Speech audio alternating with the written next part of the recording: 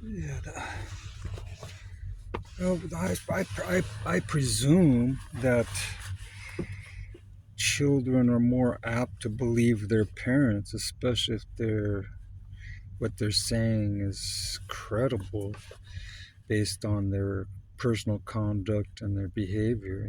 If they have good parents and they trust their parents' judgment, they're going to trust what they say. The truths they tell them, the stories they say, the stories they tell them, the commandments.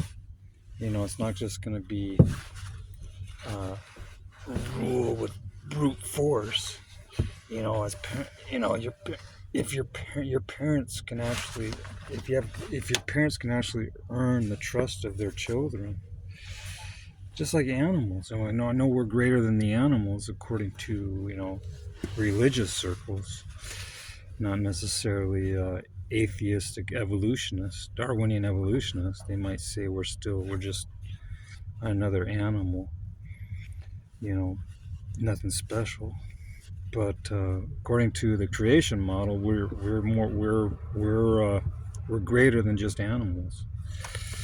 But even in the animal kingdom, you still have you can have pets, animal pets that are animals, and they'll trust you if you take care of them. You love your animals, you feed them, you give them water and food, and they'll trust their masters, their caregivers.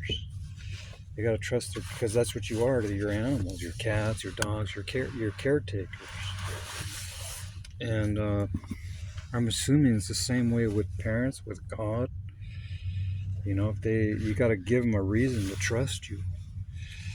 But if you're brutal, if you're harsh, or if you lie, they're not going to trust you.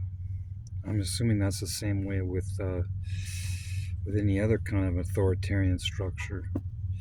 You've got to earn people's trust, in order for them to follow you and to listen to you or give credence to what you're saying.